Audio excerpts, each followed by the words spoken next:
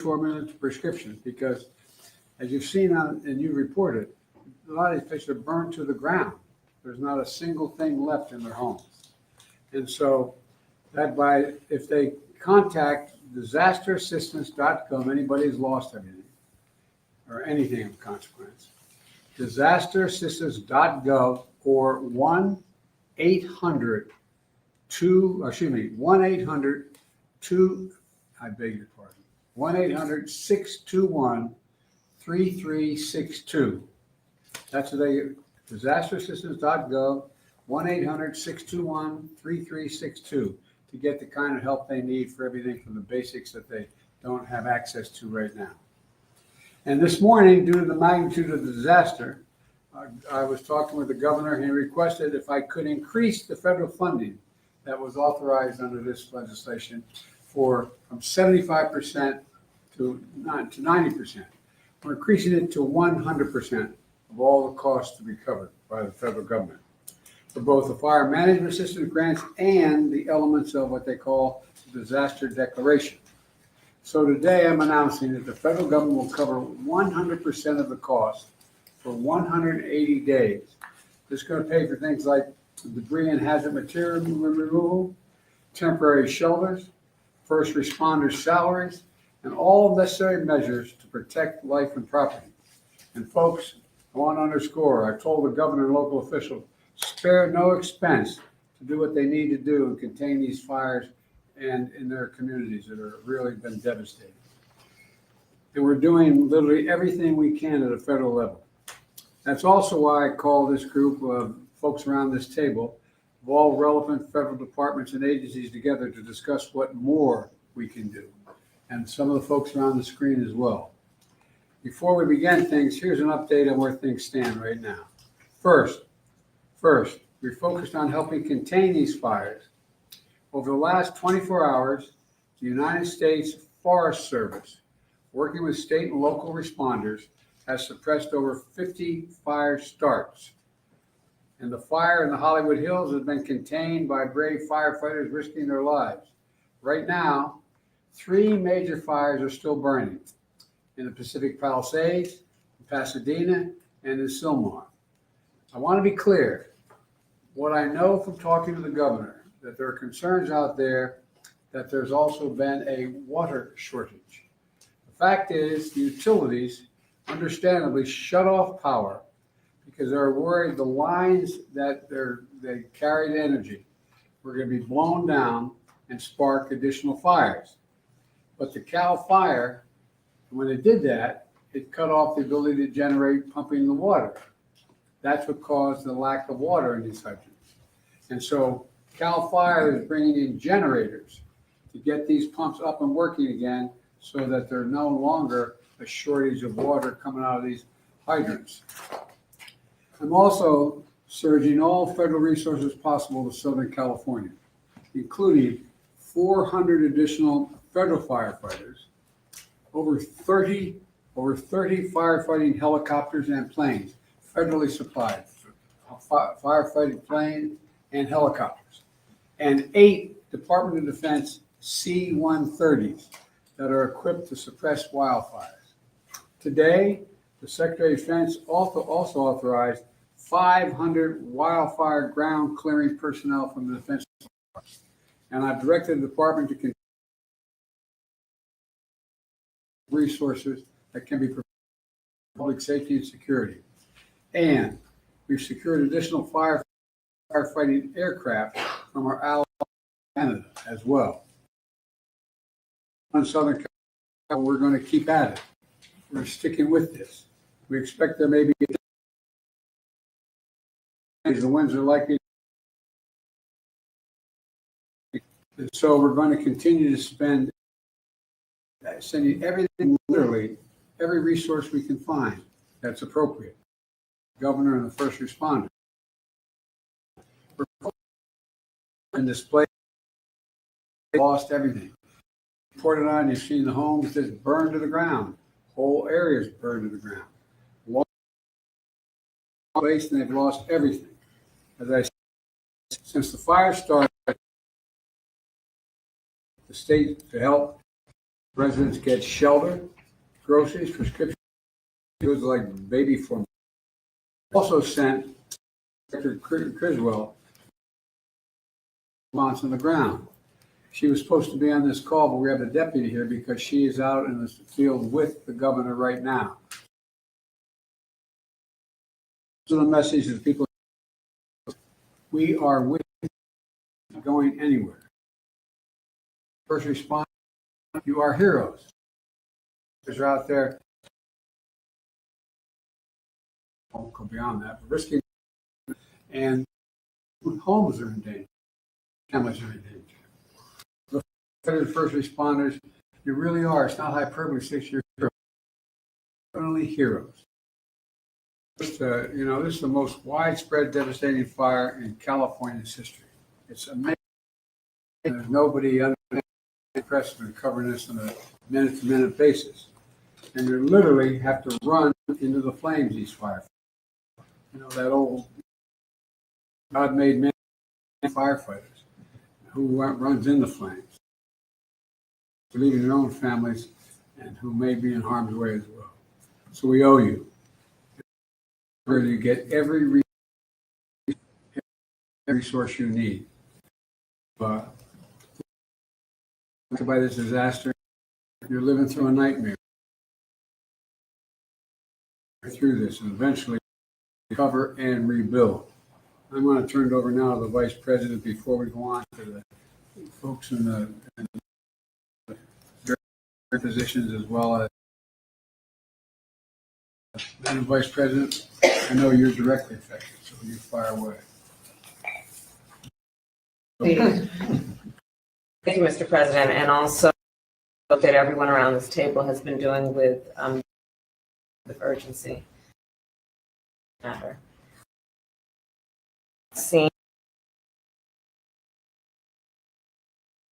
apocalyptic in terms of the and the unprecedented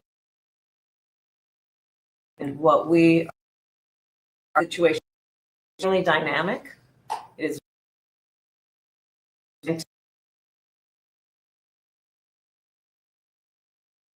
to see which way the blows, and not praising local leaders, most of with, and the president has said working around the power even longer shifts, and they are with a sense of optimism and is to real people. Families have been displaced. Many of those families with young children, with nowhere of is going to have an impact for months and years, and it will also make that sadly many insurance companies insurance and will be it's an added.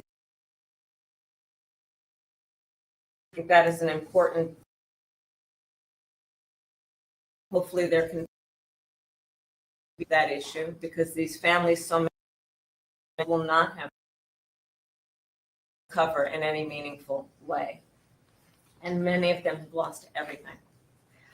In the midst, however, of all of the trauma that has occurred, we have seen extraordinary acts of heroism. I am hearing countless stories of strangers helping strangers. People who are opening their homes where they are intact and have not had to evacuate, opening their homes to neighbors, to friends of neighbors, feeding them and providing shelter for them. And I do think that it speaks to the best of who we are as a country, which is in times of crisis, we find the heroes among us who we may not have known before, but act out of a sense of courage, but also a sense of community. And I applaud all those who are approaching this crisis with that spirit. And the bottom line is this, There are incredible heroes every day who are working right now in California on the front lines of this fire. And in particular, I want to thank the firefighters for all they are doing. They are, as the president said, putting themselves in harm's way, and they are doing the work that is about helping people who are perfect strangers to them and doing it in some of the highest moments of need that anyone could face. And with that, I'm going to turn it over to Liz Sherwood Randall. Turn it back to me. Okay, back to the president. Look, I've had a chance to speak with a lot of the elected officials, including the senators, some of the congresspersons in the region, as well as the vice president as well. And I want to be clear that one of the reasons I've asked this larger group to get together is because they control the very agencies that are needed from the federal level to get things done. And, you know, we're in a situation where the U.S. Forest Service Chief, Randy Moore, is here.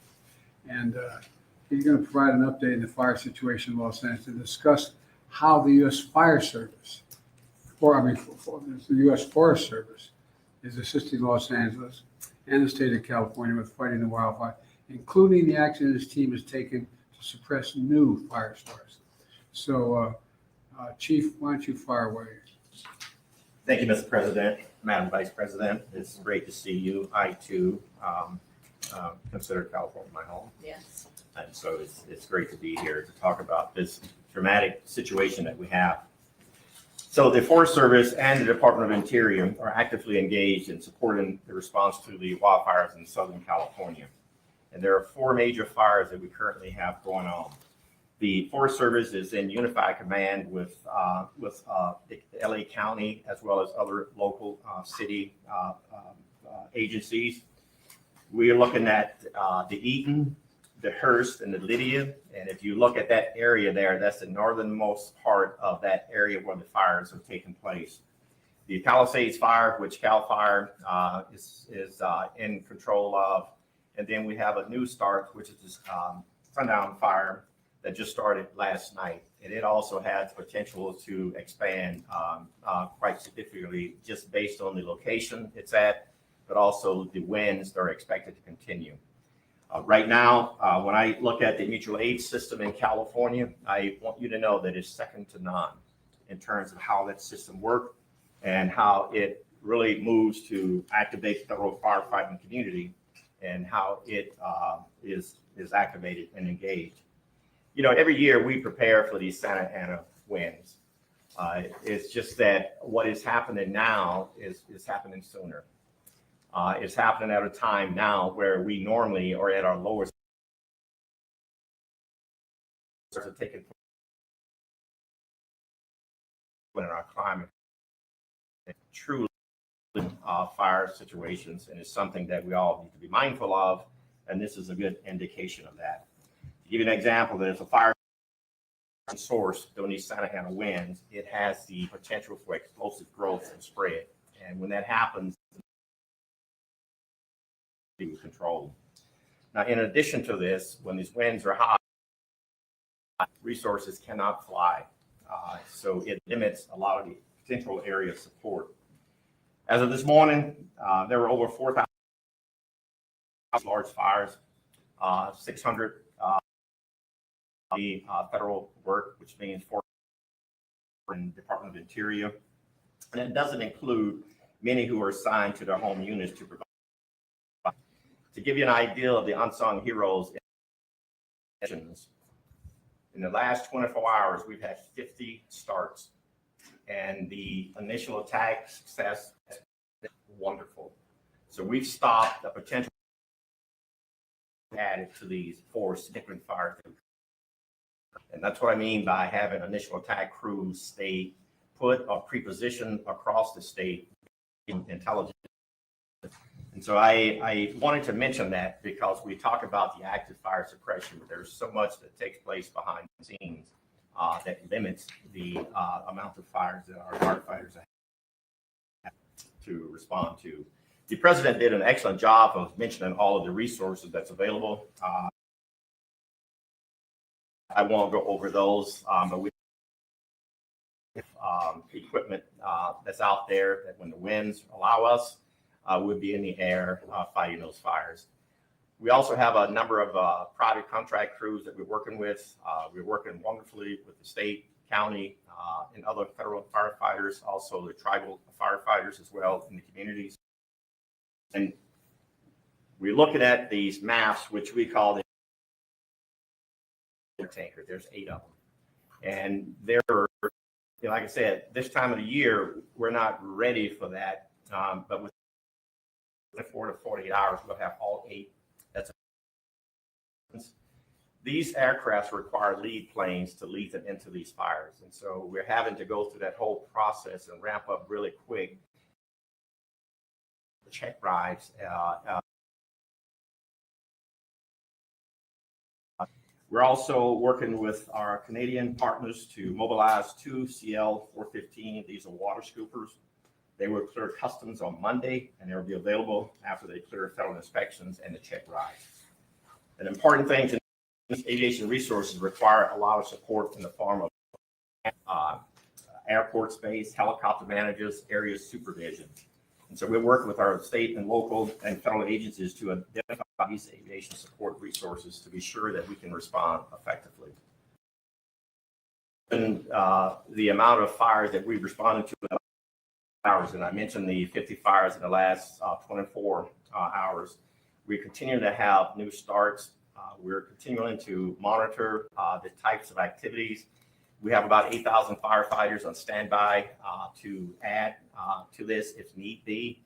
Right now, we are going to monitor the number of aircraft and firefighters we have in that small space. Because as you can imagine, that's within a space before you create other challenges there. Commercial airports and others in that area.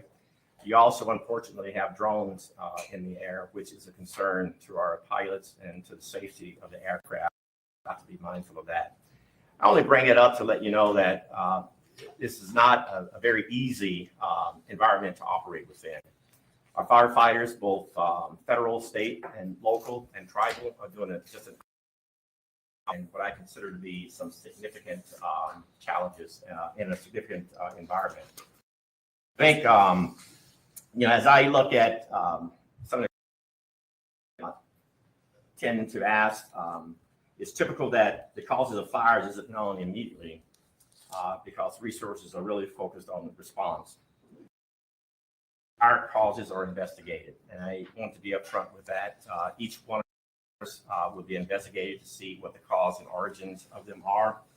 And what we know now is that it would be unusual for there to be lightning-caused fires in Southern California at this time of the year. Fire investigations are the responsibility of the jurisdiction of where the fire starts, and we're ready to assist with this if and when needed. Thank you all. Thank you. Randy, tell me about the conditions that we're dealing with on the ground. What's most concerning? Because the wind is limiting our ability to put aircraft in the air. Aircraft will not. It gives our firefighters, our boots on the ground, a really good opportunity to put the fire out with a little help from retardant and water drops. With these Santa Ana winds, what's interesting about this part of California, these Santa Ana off the ocean usually in the mornings, and then you have the sundowner winds in the afternoon pushing the wind the other way. And so while you're fighting to stop the fire this way, you're also fighting to stop the fire from coming back at you in the afternoon. The sundowner wind, those are the challenges we have part of California. And so again, our firefighters are at risk, pretty significant conditions. Thank you. I told you, as well as off with the governor, and inspecting some of these areas. So we have Bob Fenton. Bob, can you hear me?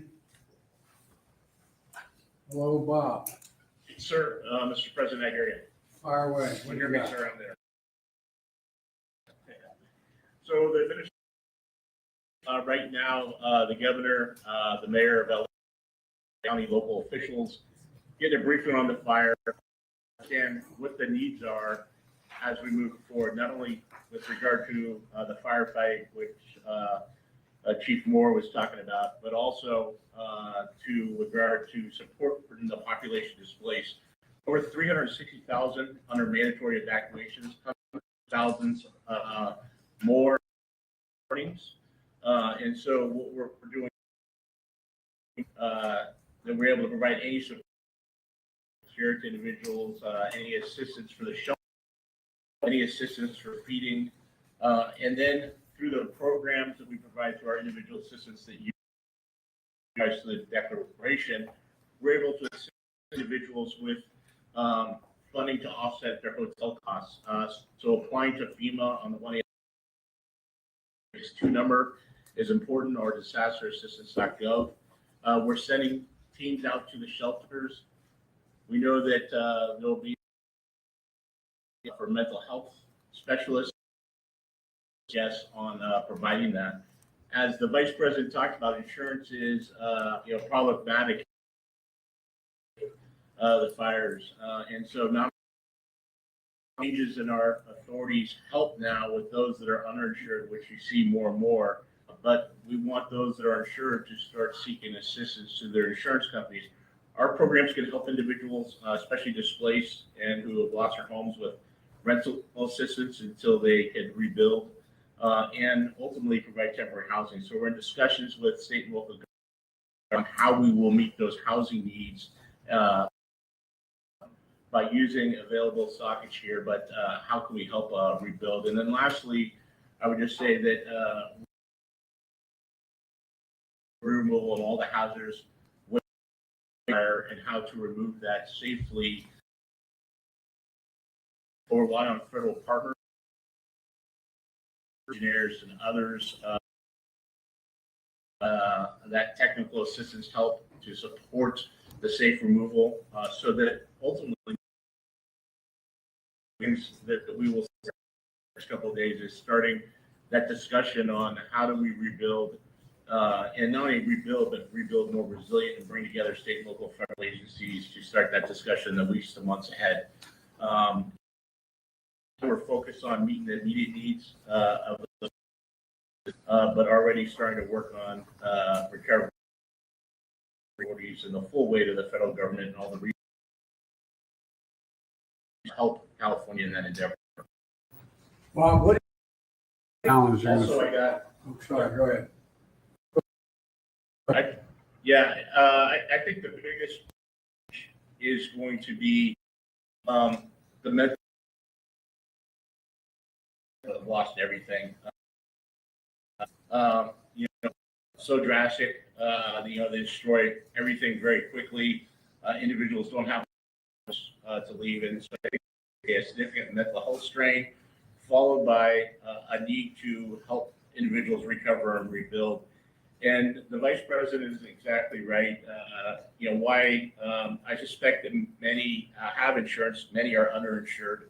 And insurance is difficult to get, and some might have lost their insurance or been canceled by insurance companies. And I think that's something we need to continue to work on, as a government at all levels, but something where there'll be gaps in assistance that we will need to bring in, not only federal agencies, but nonprofits, private sector, to help meet those needs. I think we're going to have to do that. In addition, the fact is that the two declarations I signed, provide for example, the rebuilding of churches and schools and certain, but not businesses, not business centers. And so that's going to be a gigantic cost as well.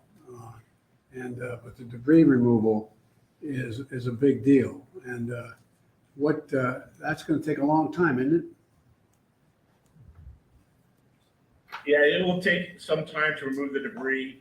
In California, unfortunately, we've had a lot of experience with fighting fires and removing debris. And so it will take months to a year. This is a very widespread with significant damage to infrastructure.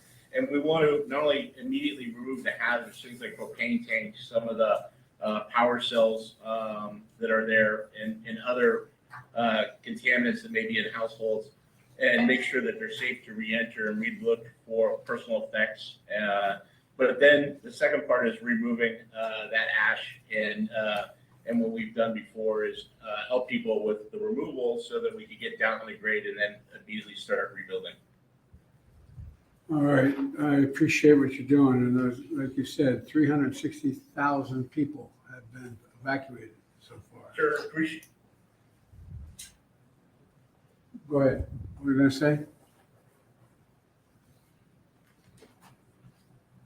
Yes, sir. I just want to let you know I'm on also with the fire administrator from FEMA, who's been working with the local fire chiefs, and I didn't know if you had any questions or if you want to add anything to this discussion. Chief Lori Moore is on. Well, I've been talking to them, so Chief, you want to add anything to this? I will, sir. Thank you very much. And as you might know, I've been here, got here last night. It was important to get here on the ground with the fire chiefs and the firefighters that are here. So I've been with LA County, LA City Fire Chief since last night. We're at the Palisades EOC right now, as Regional Administrator Fenton just said, with the governor, with the FEMA administrator, getting the brief. The coordination of resources, it helps for us to be here, U.S. Fire Administration, as part of the response because we're on the ground. We're able to explain ground truth and coordinate resources, streamline the communication between federal. We're also here checking on the firefighters on the front lines, and I really appreciate what you and the Vice President both said about the boots on the ground, because these are their communities, and nobody wants to fight the fire and save these communities more than these firefighters who are boots on the ground from the very moment the ignition began. So we're checking on them. I will tell you they're exhausted.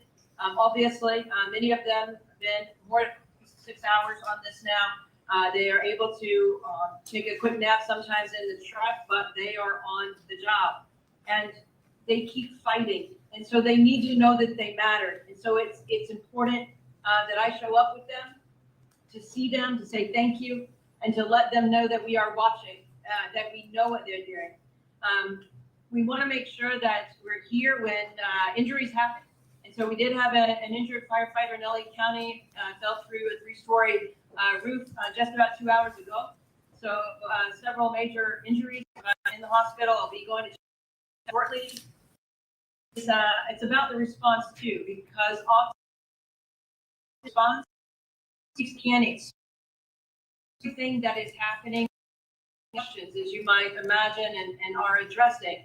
And so it's important that we're here to why the fires, helping people understand questions, as you know, about the response or about the water, to help people understand that it's not just hydrants. We have doing rescue work to be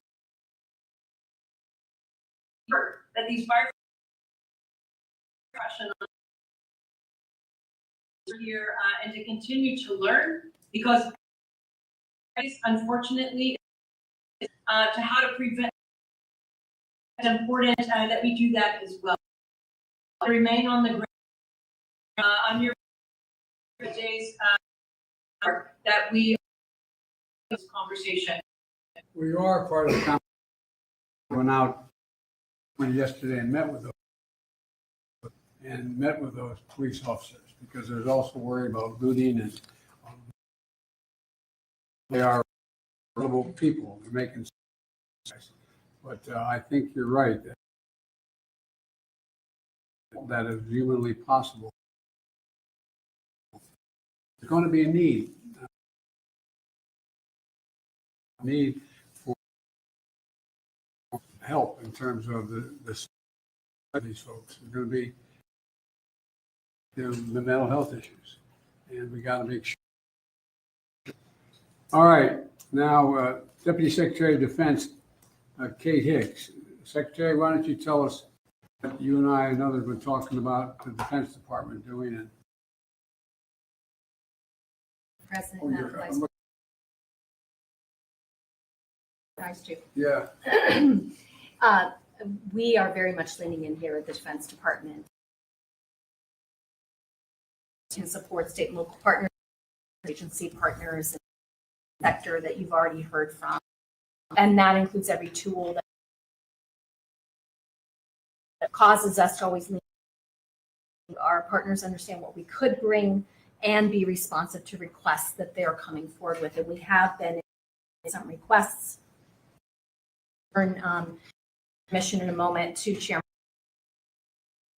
agreeing with us, the Northcom Committee, General Guillaume, point for responses to the United States homeland.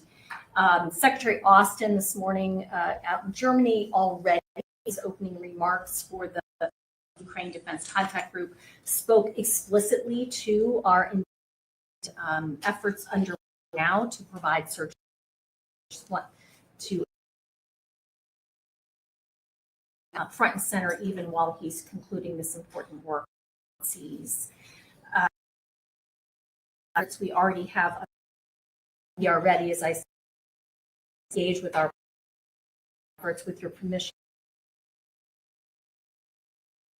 President, Madam highlight, we do have personnel to be able to support not fighting that takes some tension that would be required.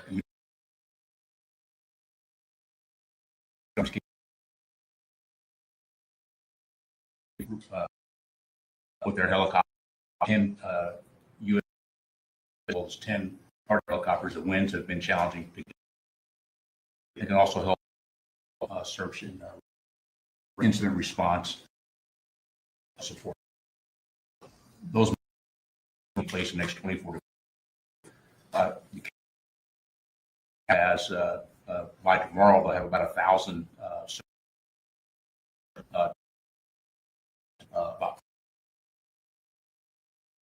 capability, and they as was mentioned, the C-130s with the aerial those are already channel. Explain what that means. Yeah, so what it is the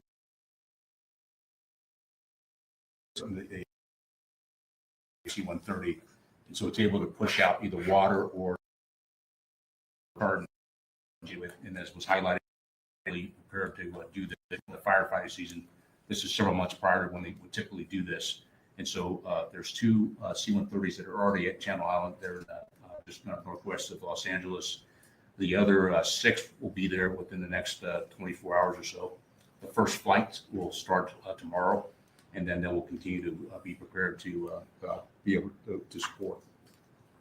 We're also looking at surrounding bases that may have ability to bed down any displaced personnel or families. We've got about 1,000 beds that have been identified at either Edwards, March, or Fort Irwin there in California.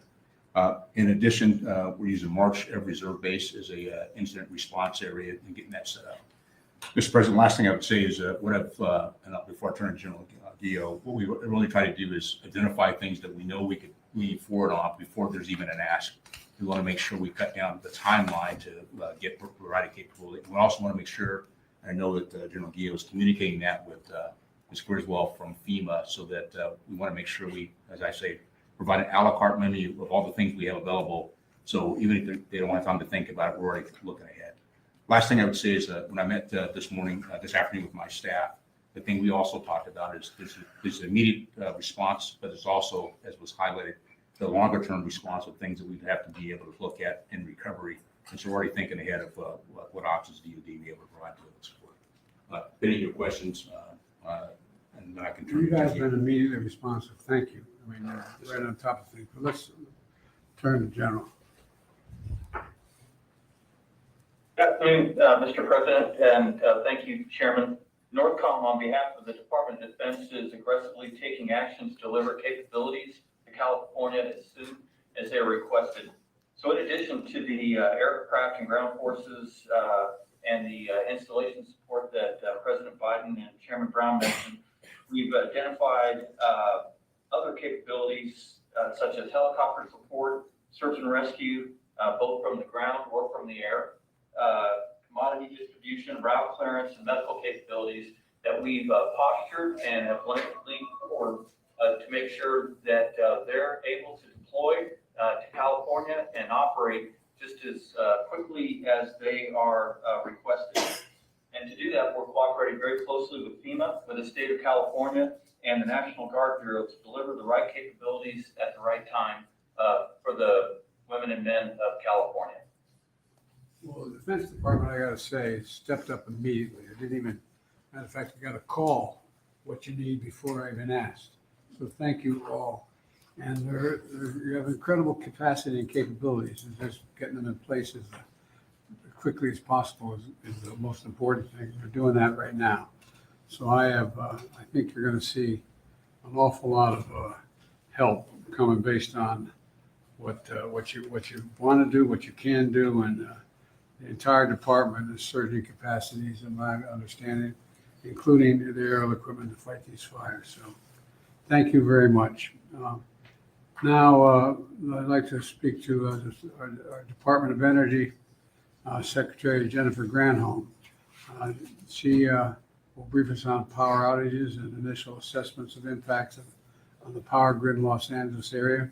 And Madam Secretary, it's all yours, wherever you are. We're looking to see if she's still on the screen. She had to board a plane, so if she has had to board, the Deputy Secretary, Dave Turk, is sitting at the end of the And it looks table. like she is on It her looks like she plane, had to so get on her I'll, plane. Dave, it's all you. Yes. Now, fire away. I'll give the She update, was Mr. waiting at the President. gate. And she's on the way, Mr. President, to Puerto Rico again on official visit, given the island-wide blackout there. Per your again, per your guide, we can't help, including our utility partners as well. Meeting, there's about 1,000 customer outages. Note that these are both actual, also proactive to prevent a fire. Two main utilities, then in power, and we're in close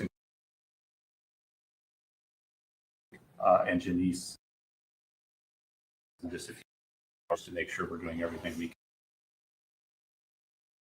Goes in with utilities literally to make sure that we've got all the capabilities that we have in the federal government that our utility. I want to thank you, Mr. President. You joined a call just a couple months ago with Liz and our secretary to thank all of these utility CEOs. We've got this phenomenal partnership with you. It's called mutual assistance. And if any utility needs help, all the other utilities unleashed this phenomenal partnership to 1,000 utility workers to Florida, North Carolina, South Carolina, the affected regions with the two hurricanes back to back, and everybody. Continue to talk to me. I've been deployed so many places. Well, having been with the utilities out, we were all in Colorado for this meeting. They just approved them for the utilities to make the time for these calls going forward. We're also in continuing contact with the transmission operators. The disruption has really been at the distribution level, at the local, not broader outages and broader concerns. Any issue of broader transmission, fusion, or a good news part of it. We're working with the utilities trying to restore power to customers as quickly. To take some time here, in particular, the comprehensive time and it's safe for crews to get the assessments and do the work. So, the President is using urgency here, but also with a sense of over the long haul by our responsibilities. David, one of the things that everybody's mentioned is the mess it's going to cause for all this. And one of the things, these aren't educated one, always power is transmitted the way it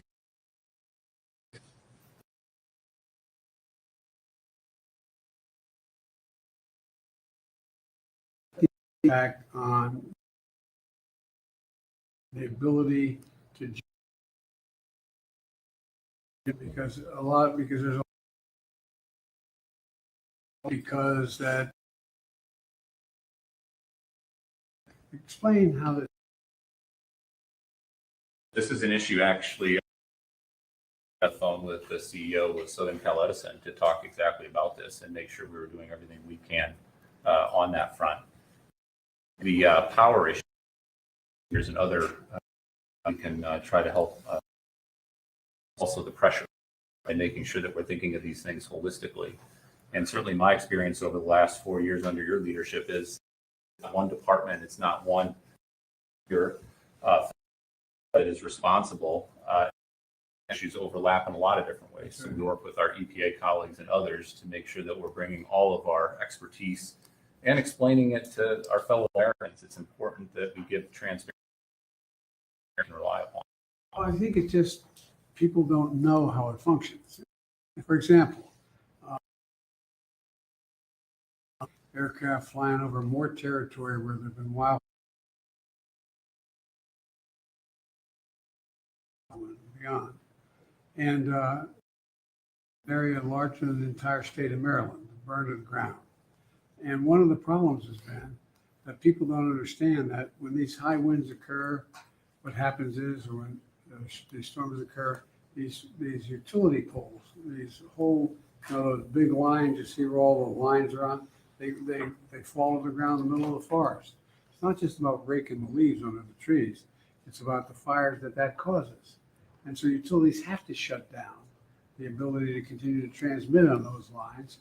And the consequence of that, I don't think most people think, no matter how well educated they are, unless they're in the area, that there's a direct correlation between the utility company and the ability to pump water out of a hydrant. And so it allows for a lot of uninformed people to make assertions or concerns or accusations about the local officials not caring or not working. So as I understand it, the vast majority of this source has been diminished is because the utility company not being able to maintain the electric ground or shutting down because what's happening is are we getting to bring to generate energy to fire. I mean,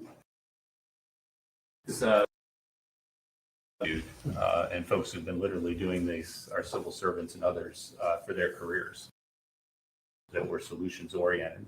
We sometimes call it deputy secretary energy, and so gets the job done. A lot of times it's working with our defense colleagues who have terrific assets that can be brought in quite quickly. The other point I'd like to make, Mr. President, to thank you and the Vice President and our folks in Congress, your bipartisan infrastructure legislation. It's a great resiliency. Grids do go down, they come dollars that we've already communities all across the country. We need more continued and focused, but infrastructure matters. I think one of the things that I knew, but I didn't know that it'd be a lot easier if these lines are running underground in vessels. So in the middle of forest, so there's no cost. What, 6 times more grounding, thanks on the infrastructure funding, not cost effective. In places it's absolutely not necessary and support to do. I think we're moving. Now, I know it looks really families to, you know, I have a family member who, and you know, where he lives, I think there's something like all but 14 or 15 of them. Evacuate. People are gone. Find the jewelry that my mom, whatever anxiety that's generated. And I think that we're in Hawaii where the fires occurred and we're trying to so they could open up and things be running, but it's really, really, really hard. So I'm going to make an appeal right now to the United States Congress for more help, more shelter they need to get the kind of help they need. Better. And you guys do. I'm not being solicitous. You all do a hell of a job, and we've learned, unfortunately, so much. Is, in case you haven't noticed, there is global warming patterns, and as you explained, Randy, one's coming out.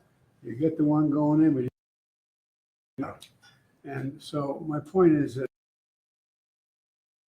explain to the American in plain, straightforward, honest language of us understand what exactly is happening, the more likely we're likely to get the kind of support and not make a political deal out of this very shortly. But it's not about the politics. It's about giving people some sense we're going to be able to get this under control, but it's going to take time. And it's going to take time. And like I said, asking for some more help on some of this stuff. And I hope because we can afford it. And like we have a little infrastructure bill that's over $1 trillion. We have done a lot in terms of providing for this rebuilding of communities. And so I think the most important thing we have to do, those of us sitting around this table and on the screen, is explain simple, straightforward language what the capacity we have is, how we're using that capacity, and what capacity we don't have that we need. And in order to keep things from just all these in crisis, rumors and fear spread very quickly.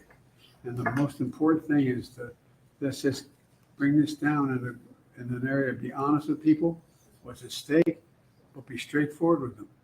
What can be done and how we're going to go. I thank you all very much. I'm proud of the job you're all doing. And I'm, quite frankly, proud of the job the local officials in California are doing. I've spent a lot of time with the governor and the mayor of Los Angeles and others doing everything that we ask of them and beyond. Put up as best way we can. Colleagues around the table or on the screen want to add anything before we close this out? Well, as the Californian at the table, thank you for all of the leadership that everyone here has. We are beyond the point of calling it fire season. That's right. We really, and we're seeing this around the country, that we're of extreme weather, we are seeing that it doesn't matter what month of the year, we should be ready. The work that our administration has done in particular on the issue of infrastructure, together with the Inflation Reduction Act and the attention we are paying to the climate crisis, is so important because we have got as a country adaptation. That is about cities and local governments, state, and we to this changing climate.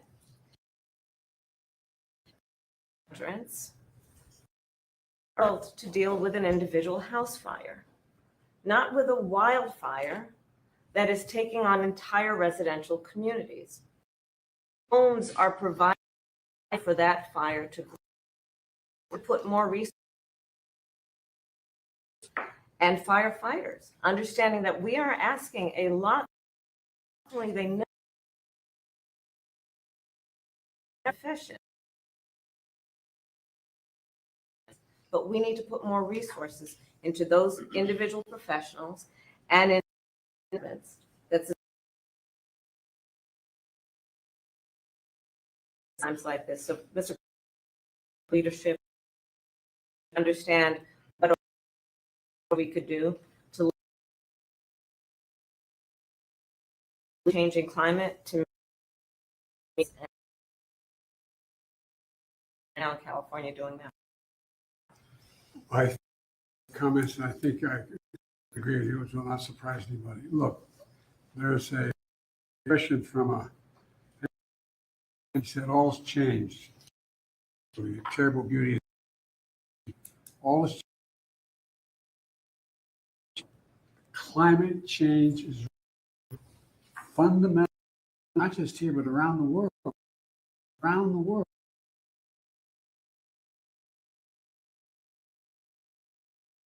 We can. So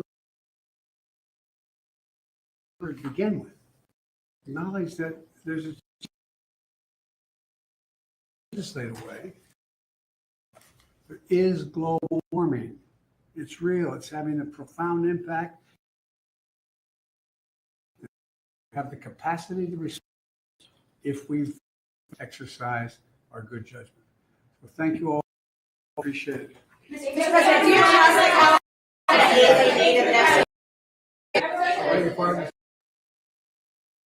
need in the next administration? I'm not in a position to answer. Pray God they will. President, do you have a sense of the cost in the end? The matter is, no one can tell you that. For example, just cleaning the debris. From Carolina to Florida.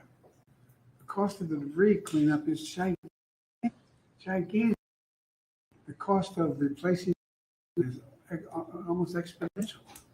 I mean, we don't know what. We have to stay with it. We have the capacity to do it, but we don't know that. Anybody give you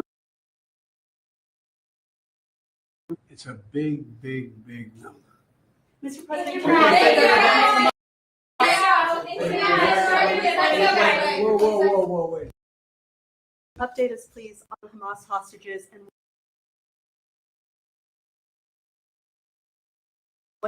I can, but I'm not sure it's appropriate for now. We're making some real progress. I met with I think there's going on right now, and we have a first rate 20 minutes to have to have a plan as accountable to not Hamas, not. I think we're seeing some progress, and I know hope springs eternal, but I think I'm still hopeful that we'll be able to have.